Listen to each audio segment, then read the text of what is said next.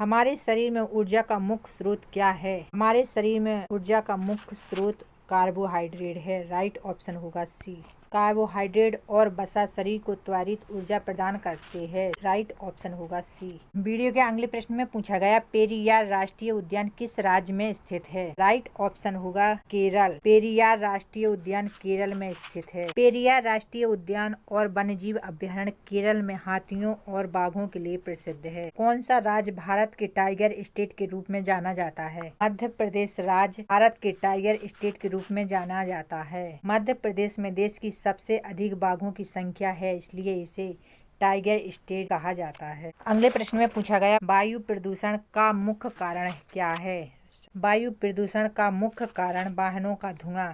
Right option होगा B. वाहनों और उद्योगों से निकलने वाले गैस वायु प्रदूषण का मुख्य कारण है। मॉन्ट्रियल प्रोटोकॉल किससे संबंधित है? मॉन्ट्रियल प्रोटोकॉल ओजोन परत संरक्षण से संबंधित है। राइट ऑप्शन होगा बी ओजोन परत संरक्षण। यह अंतर्राष्ट्रीय संधि 1987 में ओजोन परत को नुकसान पहुंचाने वाले पदार्थों को कम करने के लिए हुई थी। सही ऑप्शन होगा बी। भारत में जल दिवस कब मनाया जाता है? भारत में जल दिवस 22 मार्च को मनाया जाता है। सही ऑप्शन होगा ए 22 मार्च। जल संरक्षण को बढ़ावा देने के लिए प्रतिवर्ष 22 मार्च को विश्व जल दिवस मनाया जाता है। राइट ऑप्शन होगा ए 22 मार्च। वीडियो के अगले प्रश्न में पूछा गया जल जनित रोग कौन सा है? जल जनित रोग हैजा है। सही ऑप्शन होगा सी हैजा। दूषित जल और भोजन के सेवन से हैजा, पेचिश और टाइफाइड जैसी बीमारियां होती हैं। पृथ्वी पर जीवन की उत्पत्ति सबसे पहले कहाँ हुई थी? पृथ्वी पर जीवन की उत्पत्ति सबसे पहले समुद्र में हुई थी। सही ऑप्शन होगा सी समुद्र। वैज्ञानिक अध्ययनों के अनुसार जीवन की शुरुआत सबसे पहले जलीय वातावरण समुद्र में हुई थी। अगले प्रश्न में पूछा गया पारिस्थितिकी तंत्र में ऊर्जा का प्रभाव किस दिशा में होता है? पारिस्थितिकी तंत्र में ऊर्जा का प्रभाव एक दिशीय में होता है। राइट ऑप्शन होगा ए एक दिशीय। ऊर्जा उत्पादकों पेड़ पौधों से उपभोक्ताओं शाकाहारी व मांसाहारी की ओर एक दिशा में बहती है और वापस सूर्य के पास नहीं जाती। सही ऑप्शन होगा एक दिशीय। नेक्स्ट प्रश्न में पूछा गया जल प्रदूषण का सूचक कौन सा जीव माना जाता है? जल प्रदूषण का सूचक ई कोली बैक्टीरिया माना जाता है। सही ऑप्शन होगा बी। जल में ई कोली बैक्टीरिया की उपस्थिति जल द्वारा मल के दूषित होने को दर्शाती है। अगले प्रश्न में पूछा गया मृदा अपरदन को कैसे रोका जा सकता है? मृदा अपरदन को वनीकरण वृक्षारोपण द्वारा रोका जा सकता है। सही ऑप्शन होगा बी। पेड़ों की जड़ें मिट्टी को बांधकर रखती हैं, जिससे हवा और पानी द्वारा मिट्टी का कटाव रुकता है। किस विटामिन की कमी से रतौंधी रोग होता है? विटामिन ए की कमी से रतौंधी रोग होता है। राइट ऑप्शन होगा ए। विटामिन ए की कमी से आंखों में रोशनी की समस्या रतौंधी। नेक्स्ट प्रश्न में पूछा गया जिम कार्बोनेट राष्ट्रीय उद्यान कहाँ स्थित है? जिम कार्बोनेट राष्ट्रीय उद्यान उत्तराखंड में स्थित है। राइट ऑप्शन होगा ए।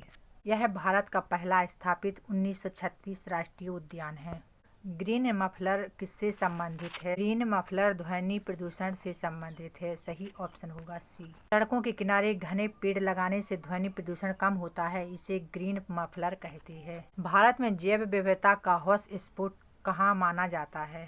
भारत में जैव विविधता का हॉटस्पॉट पश्चिमी घाट को माना जाता है। सही ऑप्शन होगा पश्चिमी घाट को भारत के प्रमुख जैव विविधता हॉटस्पॉट में गिना जाता है। पश्चिमी घाट को भारत के प्रमुख जैव विविधता हॉटस्पॉट में गिना जाता है। ओजोन छिद्र सबसे पहले कहाँ देखा गया था? ओजोन छिद्र सबसे पहले दक्षिणी ध्रुव अंटार्कटिका में देखा गया था। सही ऑप्शन होगा बी। 1980 के दशक में वैज्ञानिकों ने अंटार्कटिका के ऊपर ओजोन परत में कमी छिद्र देखी थी। विटामिन सी का सबसे अच्छा स्रोत क्या है? विटामिन सी का सबसे अच्छा स्रोत आंवला है। खट्टे फल जैसे आंवला, नींबू, संतरा विटामिन सी के प्रमुख स्रोत है। नेक्स्ट प्रश्न में पूछा गया पर्यावरण शब्द किस भाषा के शब्द से लिया गया? पर्यावरण शब्द फ्रेंच भाषा से लिया गया है। सही ऑप्शन होगा बी फ्रेंच। पर्यावरण शब्द फ्रेंच भाषा के जिसका अर्थ आसपास होता है से होता है। भारत का सबसे बड़ा राष्ट्रीय उद्यान कौन सा है? भारत का सबसे बड़ा राष्ट्रीय उद्यान हेमिस राष्ट्रीय उद्यान है। हेमिस नेशनल पार्क लद्दाख केंद्र शासित प्रदेश में स्थित है और यह सब भारत का सबसे बड़ा राष्ट्रीय उद्यान है। सौर मंडल का सबसे गर्म और चमकीला ग्रह कौन सा है? सौर मंडल का सबसे गर्म और चमकीला ग्रह शुक्र है। सही ऑप्शन होगा बी।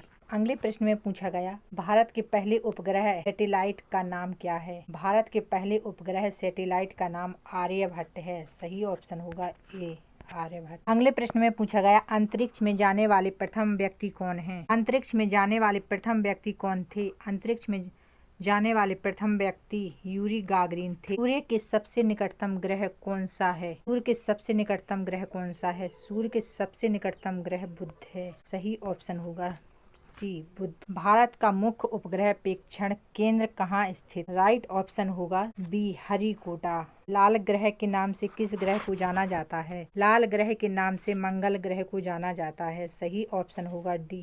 भाषा सीखने का सबसे महत्वपूर्ण आधार समृद्ध भाषिक परिवेश है। राइट ऑप्शन होगा सी। बच्चों को भाषा सीखने के लिए ऐसा वातावरण चाहिए जहां उन्हें भाषा का अधिक से अधिक प्रयोग करने का अवसर मिले। राइट ऑप्शन होगा सी, समृद्ध भाषिक परिवेश। पद्मावत के रचयिता कौन है? सही ऑप्शन होगा मालिक मोहम्मद जैसी। वीडियो के अगले प्रश्न में पूछा गया, समावेशी शिक्षा के संबंध में निम्नलिखित में से कौन सा कथन सत्य है? समावेशी शिक्षा नियमित विद्यालयों में सभी प्रकार के बच्चों को बिना किसी भेदभाव के शामिल करती है। तो सही ऑप्शन होगा डी। वीडियो के अगले प्रश्न में पूछा गया, बच्चों के विकास के संबंध में निम्नलिखित में से कौन सा कथन? बच्चों के विकास के संबंध में निम्नलिखित में से सही कथन विकास अनुवंशिकता और पर्यावरण का एक उत्पाद। राइट ऑप्शन होगा। अगले प्रश्न में पूछा गया, जीन पियाजे के अनुसार बच्चे किस अवस्था में अमूर्त विचारों के बारे में तार्किक रूप से सोचना शुरू कर? सही ऑप्शन होगा सी, मूर्त सक्रियात्मक अवस्था। बच्चे मूर्त सक्रियात्मक अवस्था में विचारों के बारे में तार्किक रूप से सोचना शुरू करते हैं।